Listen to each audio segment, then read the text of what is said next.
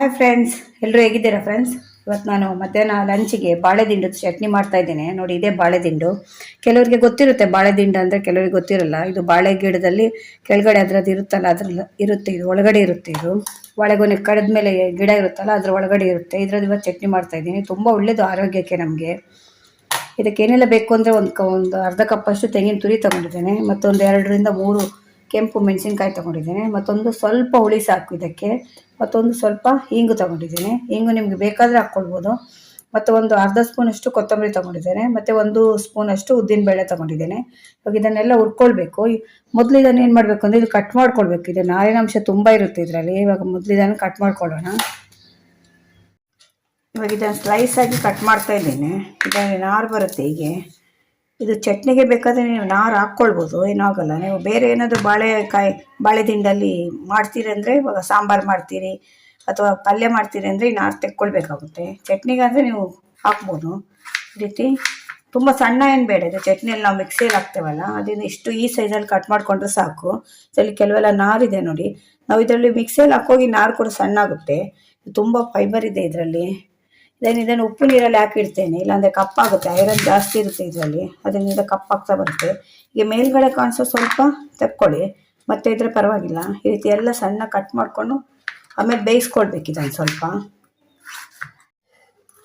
ಇವಾಗ ಇದನ್ನು ಈ ರೀತಿ ಎಲ್ಲ ಕಟ್ ಮಾಡಿಕೊಂಡು ನೀವು ಉಪ್ಪು ನೀರಲ್ಲಿ ಹಾಕಿಡಬೇಕು. ಯಾಕೆಂದರೆ ಅದರಲ್ಲಿ ಐರನ್ ಅಂಶ ಜಾಸ್ತಿ ಇರೋದ್ರಿಂದ ಅದು ಕಪ್ಪಾಗ್ತಾ ಬರುತ್ತೆ. ನಾವು ಕಟ್ ಮಾಡಿ ಹಾಗೆ ಇಟ್ಟರೆ, ಉಪ್ಪು ನೀರಲ್ಲಿ ಹಾಕಿದರೆ ಅದು ಅಷ್ಟು ಕಪ್ಪಾಗಲ್ಲ. ಈ ರೀತಿ ಉಪ್ಪು ನೀರಲ್ಲಿ ಹಾಕಿಡಬೇಕು. ಇದರಲ್ಲಿ ಕೆಲವೆಲ್ಲ ಸ್ವಲ್ಪ ನಾರಿನಂಶ ಇದೆ ನೋಡಿ, ಅದೇ ಬಿಟ್ಟಿದ್ದೇನೆ ನಾನು. ನಾವು ಮಿಕ್ಸಿಯಲ್ಲಿ ಹಾಕೋದ್ರಿಂದ ನಾರಿನಂಶ ತುಂಬ ಒಳ್ಳೆಯದು, ಫೈಬರ್ ಅಲ್ವಾ. ನಿಮಗೆ ಕಾನ್ಸ್ಟಿಪೇಷನ್ ಪ್ರಾಬ್ಲಮ್ ಎಲ್ಲ ಇದ್ದರೆ ಇದು ತುಂಬ ಒಳ್ಳೆಯದಾಗಿ ಕೆಲಸ ಮಾಡುತ್ತೆ ಇದು. ಯಾಕೆಂದರೆ ಫೈಬರ್ ಜಾಸ್ತಿ ಇದೆಯಲ್ಲ ಇದರಲ್ಲಿ, ಆದ್ದರಿಂದ ಇವಾಗೆಲ್ಲ ಕಟ್ ಮಾಡಿಕೊಂಡು ಇವಾಗ ಒಂದು ಸಲ ಬೇಯಿಸ್ಕೊಳ್ಬೇಕು ಇದನ್ನು. ಇವಾಗ ಆಲ್ರೆಡಿ ಉಪ್ಪು ನೀರಲ್ಲಿ ಹಾಕಿದ್ನಲ್ಲ, ಅದನ್ನೇ ಬೇಯಲಿಕ್ಕೆ ಇಡ್ತಾ ಇದ್ದೇನೆ. ಯಾಕೆಂದರೆ ಇದನ್ನು ಒಂದು ಸಲ ಮೊದಲೇ ವಾಶ್ ಮಾಡಿ ಇಟ್ಕೊಂಡಿದ್ದೆ ನಾನು.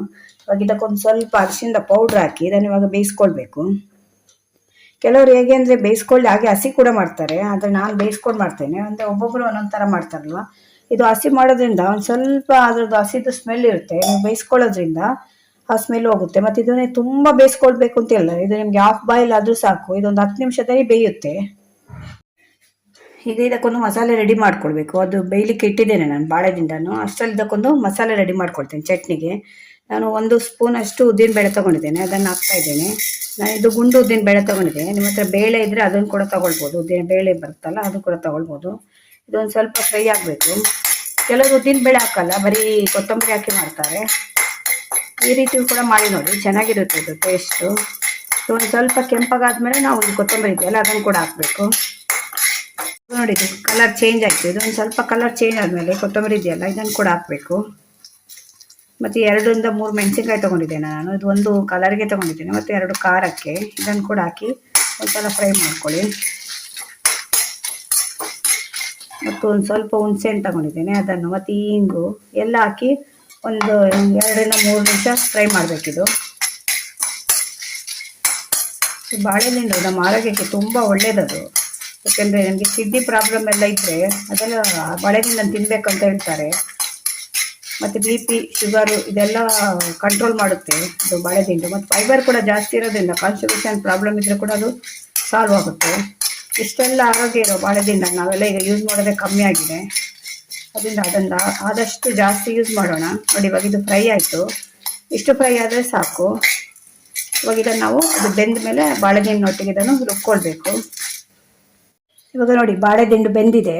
ಇದು ಹಾಫ್ ಬಾಯ್ಲ್ ಆದರೂ ಸಾಕು, ಇಷ್ಟು ಬೆಂದರೂ ಸಾಕು. ನೋಡಿ, ಬೆಂದಿದೆ. ಇವಾಗ ಇದನ್ನು ಮಿಕ್ಸಿಯಲ್ಲಿ ಹಾಕ್ಕೊಳ್ಬೇಕು ನಾವು. ಇದನ್ನು ಫಸ್ಟ್ ಹಾಕ್ತಾ ಇದ್ದೇನೆ.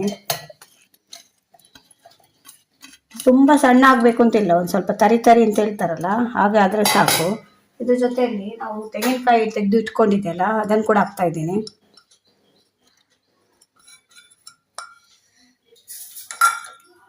ನಾವು ಹುರಿದು ಇಟ್ಕೊಂಡಿದ್ದೇವಲ್ಲ ಉದ್ದಿನಬೇಳೆ ಮತ್ತು ಕೊತ್ತಂಬರಿ ಮೆಣಸಿನ್ಕಾಯಿ, ಅದನ್ನು ಕೂಡ ಹಾಕ್ತಾ ಇದ್ದೇನೆ. ಮತ್ತೊಂದು ಚಿಕ್ಕ ಪೀಸ್ ಬೆಲ್ಲ ಹಾಕ್ತಾ ಇದ್ದೇನೆ. ಇದು ಬೆಲ್ಲ ಬೇಕಿದ್ರೆ ಹಾಕ್ಕೊಳ್ಬೋದು ನೀವು. ಮತ್ತು ಒಂದು ಅರ್ಧ ಸ್ಪೂನ್ 3/4 ಸ್ಪೂನ್ ಉಪ್ಪು ಹಾಕ್ತಾ ಇದ್ದೇನೆ. ಇವಾಗ ಇದನ್ನೆಲ್ಲ ಹಾಕಿ ಮಿಕ್ಸಿಯಲ್ಲಿ ರುಬ್ಕೊಂಡು ಬರ್ತೇನೆ ನಾನು. ನೋಡಿ, ಇವಾಗ ಇದು ರುಬ್ಕೊಂಡಿದ್ದೇನೆ. ಈ ರೀತಿ ಸ್ವಲ್ಪ ತರಿಯಾಗೆ ರುಬ್ಕೊಳ್ಬೇಕು.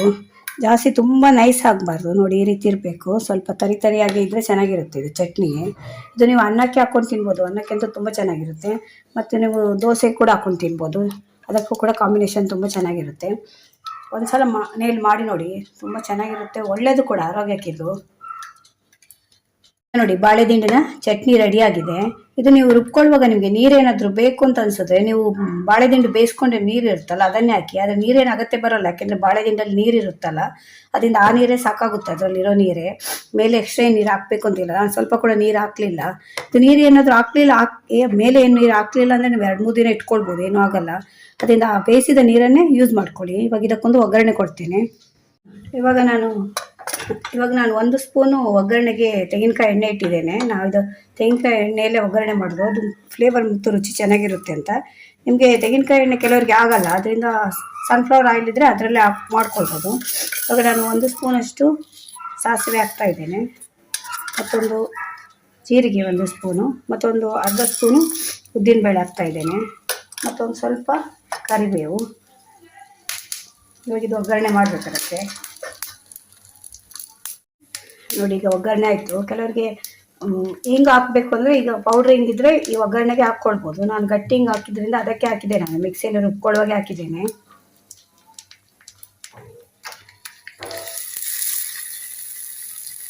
ಬಾಳೆದಿಂಡಿನ ಚಟ್ನಿ ರೆಡಿಯಾಗಿದೆ. ಇದು ತುಂಬ ಆರೋಗ್ಯಕ್ಕೆ ತುಂಬ ಒಳ್ಳೆಯದು. ನಮ್ಮ ಆರೋಗ್ಯದ ಸುಮಾರು ಸಮಸ್ಯೆಗಳಿಗಿದು ರಾಮಬಾಣದಾಗಿ ಕೆಲಸ ಮಾಡುತ್ತೆ. ಆದರೆ ನಾವು ಇದನ್ನು ಯೂಸ್ ಮಾಡೋದು ತುಂಬ ಕಡಿಮೆ ಆಗಿದೆ. ಅದರಿಂದ ಆದಷ್ಟು ಹೆಚ್ಚು ಉಪಯೋಗ ಮಾಡೋಣ. ಇದನ್ನು ಹೆಚ್ಚು ನಾವು ಉಪಯೋಗ ಮಾಡೋದ್ರಿಂದ ನಮ್ಮ ಕಾಯಿಲೆಗಳೆಲ್ಲ ತುಂಬ ಕಡಿಮೆ ಆಗ್ತಾ ಹೋಗುತ್ತೆ. ಅದರಿಂದ ನಿಮಗೆ ಈ ವಿಡಿಯೋ ಇಷ್ಟ ಆದರೆ ನನ್ನ ಚಾನಲ್ ಸಬ್ಸ್ಕ್ರೈಬ್ ಮಾಡ್ಕೊಂಡು ನೋಡಿ. ಇದೇ ಥರ ಹೊಸ ವಿಡಿಯೋ ತೊಗೊಂಡು ಮತ್ತೆ ಬರ್ತೇನೆ. Bye friends.